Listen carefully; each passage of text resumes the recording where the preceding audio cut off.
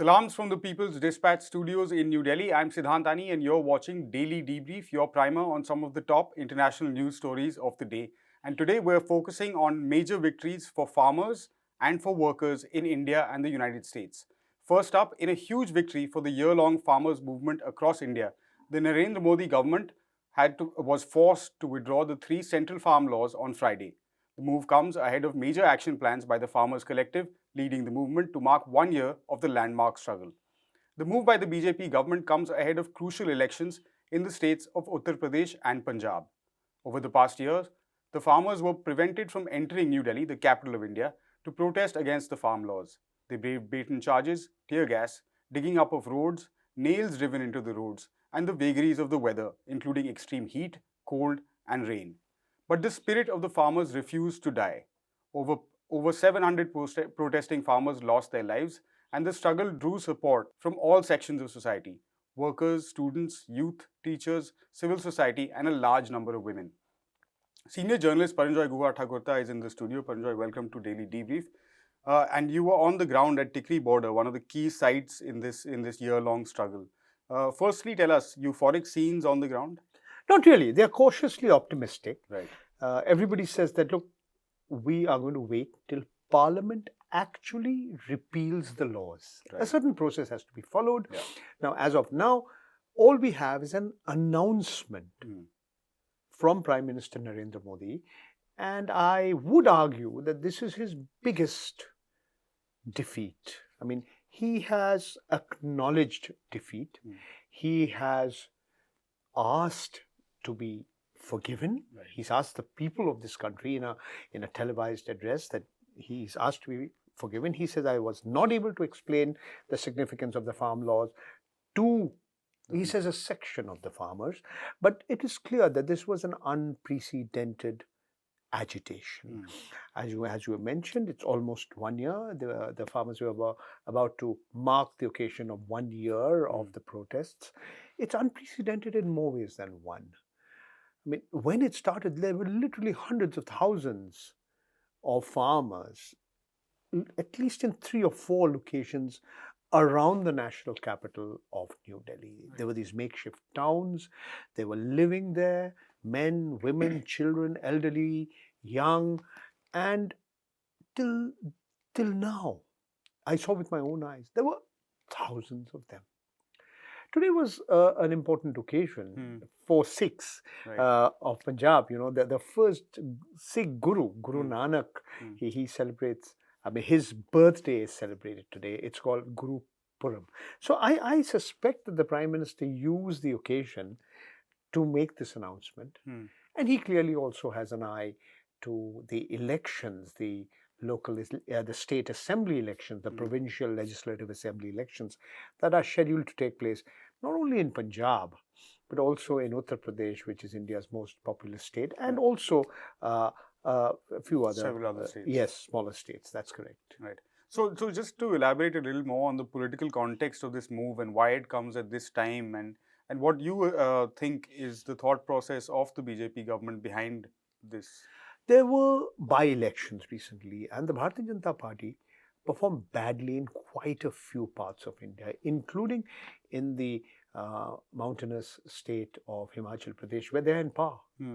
And it was clear that the Bharatiya Janata Party, the right-wing Hindu nationalist political party which is in power, the farm laws or the refusal to repeal the farm laws was not going down well with many of its own supporters, including those belonging to the RSS, the Rashtriya Swayamsevak Sangh, which calls itself a social organization, which is like an ideological parent to the Bharatiya Janata Party. So it was not just the political opponents of the Modi government.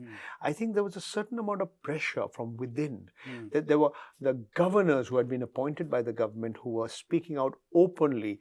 And though many of the functionaries in the government, as well as supporters of the BJP and the RSS, were not saying publicly, but internally there was a lot of turmoil, because it was felt that the obduracy and the rigidity of the position taken by the government in enacting these laws first through an ordinance, most importantly without discussion with the farmers. And even when it says, okay, we're willing to suspend the laws, we're willing to talk to you, we're willing to discuss everything, the farmers had hardened their position. And they were very, very clear that repeal the laws. Yes, after that we can talk. And one of their major demands, which is yet to be met, is to have a sort of legalize the minimum support price mechanism. So farmers who have lost a lot in the recent past, not just in the Narendra Modi government's time in the last 7.5 years, but even earlier, they get a minimum guaranteed price, because farming, I mean, agriculture is very, very important to India. I mean, more than half of our population depend on agriculture directly or indirectly, even though agriculture might comprise less than a fifth of India's gross domestic product or national income. It's nevertheless very, very important, because more than half the population of this country is directly dependent on agriculture for their livelihoods. Right. Before we run out of time, Paranoia, a quick question on what this might imply for the upcoming elections, because obviously I guess you started looking ahead at some of those processes. It was clear that the Bharatiya Janata Party and Mr. Narendra Modi realized that they were going to lose a lot of support, particularly in western Uttar Pradesh. Uttar Pradesh is a huge state. It is the most populous state in India. 1 out of 6 Indians live in Uttar Pradesh. It's not one state, it's like 4 provinces. If it was a separate country, it would have been the 6th most populous country in the world. And it's politically very, very significant. So I think there was a sense that if they continued along these ways, then the Bharatiya Janata Party would do very, very, very badly in the coming elections. It's early days to say whether they are now going to regain support, or whether the fact that Mr. Modi, who revels in his image of being a strong man, a man who refuses to bend under pressure, the very fact that he's not just bent, he's actually begged for forgiveness. He says, I mean, he literally said, I'm sorry. The word Shama, forgive me, in Hindi, that I got it wrong. And so that is, in my opinion, extremely important and significant. Its political consequences in the coming months, it's perhaps a little too early to anticipate, but surely the 19th of November 2021 will go down very, very significantly. And not only because it was the birth anniversary of the first Sikh Guru, Guru Nanak. Yeah. Thanks a lot, Paranoia, for that.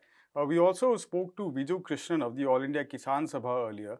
My colleague Surangya had that conversation. Viju is detailing the stages of this historic victory and, of course, questions that still need to be addressed by the BJP government.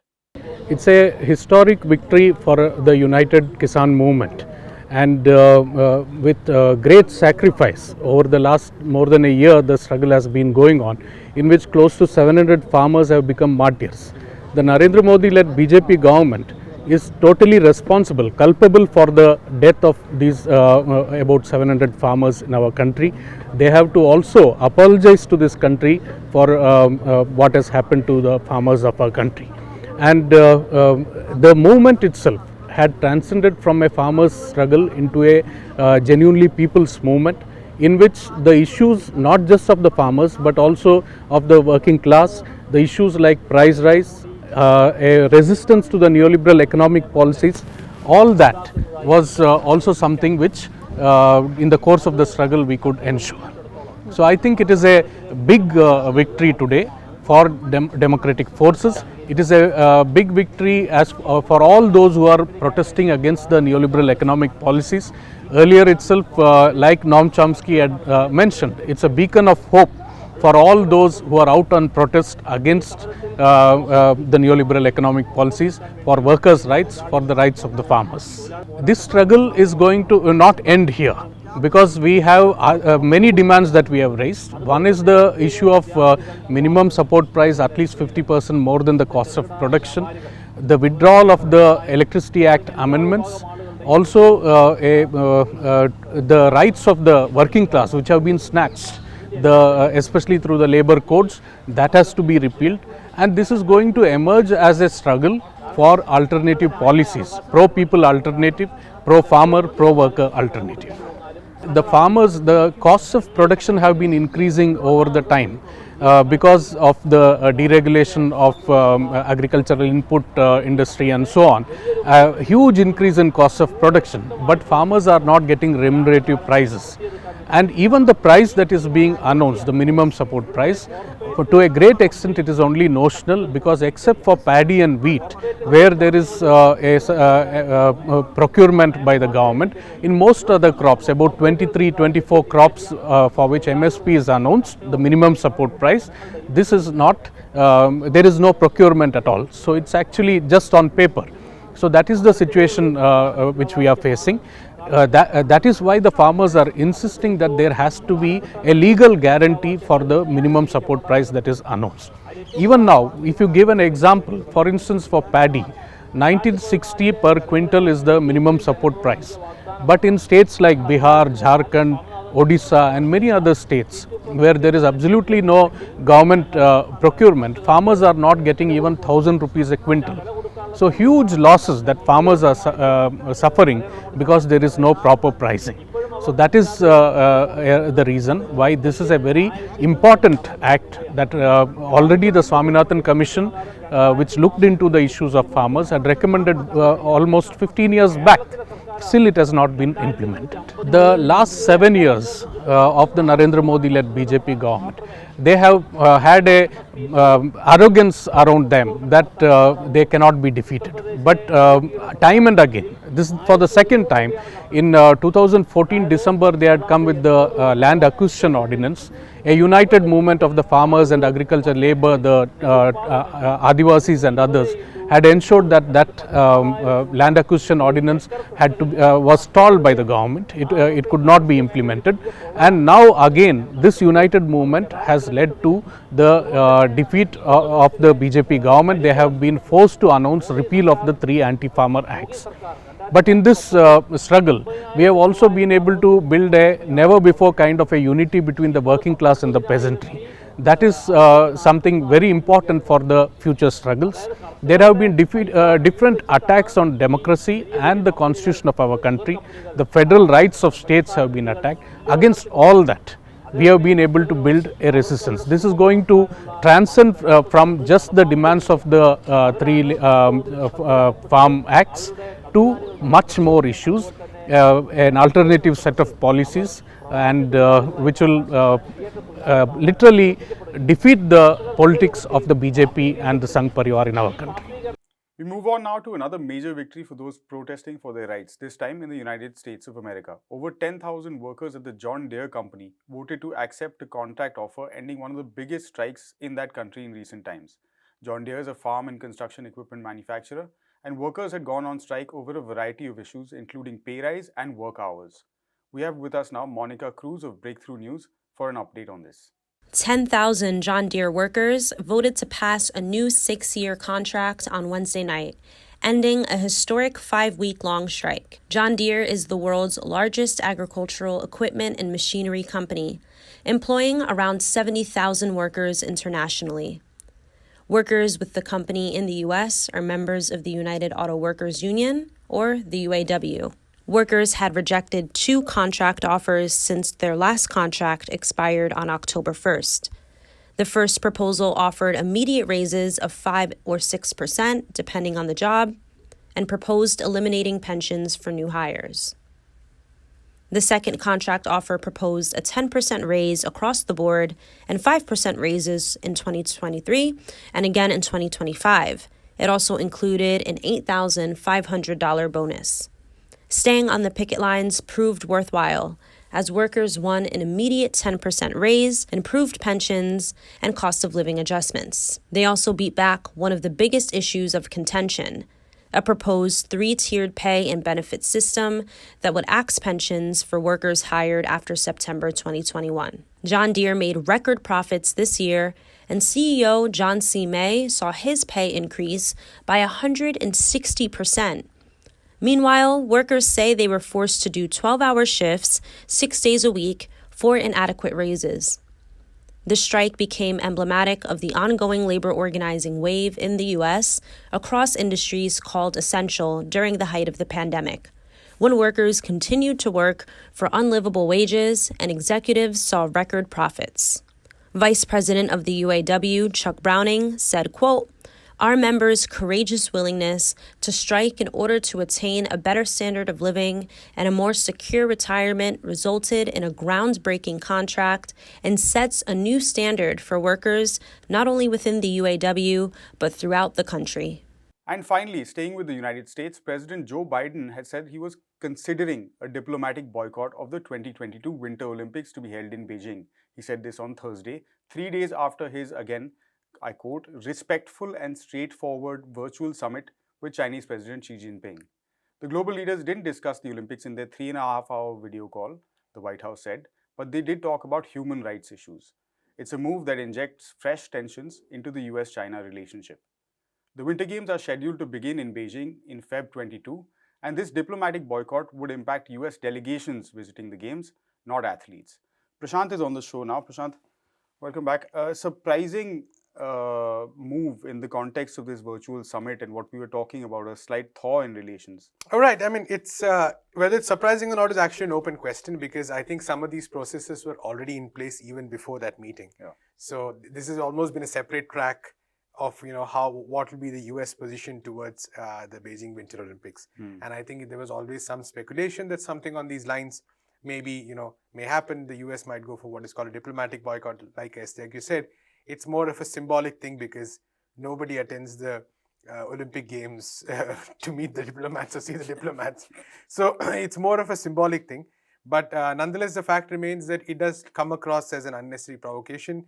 Incidentally, the Chinese side probably, according to some sources, did expect it because, for instance, if you look at some of the Chinese media, they were pretty, they were quite happy about the Xi-Biden summit. But they also pointed out that, I think the Global Times pointed out, that the US has a tendency of following up what seems like a positive step with what seems like which is with an aggressive step. Right. So in that sense, it makes perfect sense. There was also the speculation that, I think whether China did not directly extend an invitation to Joe Biden to attend the Beijing Winter Olympics precisely for this reason, because they anticipated it. So a lot of questions on this. And the more important thing, of course, is the fact that this is a bit of, this marks, yet another move in this ongoing sort of, for lack of better words, dance of dragons or whatever you want to call it, between these two countries. And it's, human rights again being cited as a reason, very slightly cynical weaponization of human rights, for lack of better words, because, I mean, if the US was so holy about human rights, why did they allow COP27 to be scheduled in Cairo next year? Right. I mean, the Al-Sisi government in Egypt is, pretty bad, to say the least, on that ground. They have a very horrible record. And of course, the Uyghur issue in Xinjiang has been, over time, become one of those issues which, the Western media has, really reported in a particular manner, which is very problematic. There have been multiple counter accounts which show that many of these allegations are definitely not true and have challenged the veracity of these allegations. So the human rights being used as a reason for this is it's a pawn in a chessboard or whatever, where you try to sort of use it. So I'm deeply skeptical of the fact that there's any sincere commitment to human rights. On the other hand, one would have thought that after this previous summit, a step like this so close may not have taken place. Right. Any wider implications that you see on US-China relations, particularly maybe in the context of trade? So I would think that, this is just, like I said, I would see this more as a minor, side thing, so to speak. Because more importantly, what's happening is that I think the Biden administration is increasingly reaching this understanding, as the general US establishment, that they really cannot sort of browbeat China. They cannot bully China. They're very slowly reaching that understanding. A lot of Trump's policy was based on bluster and, going all out against China. I don't know in the hope of what, because China's progress over the past 2 decades has really meant that China is not going to sort of bow down and say that, we will accept whatever you dictate to the US. Because it is emerging as a vast power in terms of GDP, in terms of removing hunger, in terms of high technology. In all these areas, it is advancing very fast. The US, on the other hand, is actually declining in many of these areas. So while it remains a substantial military power, its financial and intellectual power is still stable. But I wouldn't say that it's on the rise or whatever. Right. So it's a big question. The growth of China in that way is a big challenge for the United States, no doubts about it. And the US seems, at least some sections of the US establishment seem to have reached this understanding that there's going to be a kind of relationship where there will be some adversarial elements, there will be some competitive elements, but there will also have to be some elements where cooperation takes place. And at this point of time, that's not a bad understanding as long as the US does not escalate militarily. Because I believe China is pretty open to competition. China's never done saying that, give us preferential treatment or anything of that sort. Yeah. And the United States, unfortunately, has been responding to China's economic growth by taking a military strategy and those kind of approaches. Yeah. So as long as the US does not do that, maybe we are in for a better situation than what was there during the Trump era. Unfortunately, similarly, again, the resorting to sanctions, the attempt to crush technological growth in China, extremely problematic, not only for China but for the entire world, because this is technology that actually the entire world could benefit from through agreements, through commercial deals, through generally the marketplace. So, but unfortunately, what we're seeing is that through both financial sanctions and weaponization and military sanctions, military weaponization, the United States has been pursuing a very problematic strategy.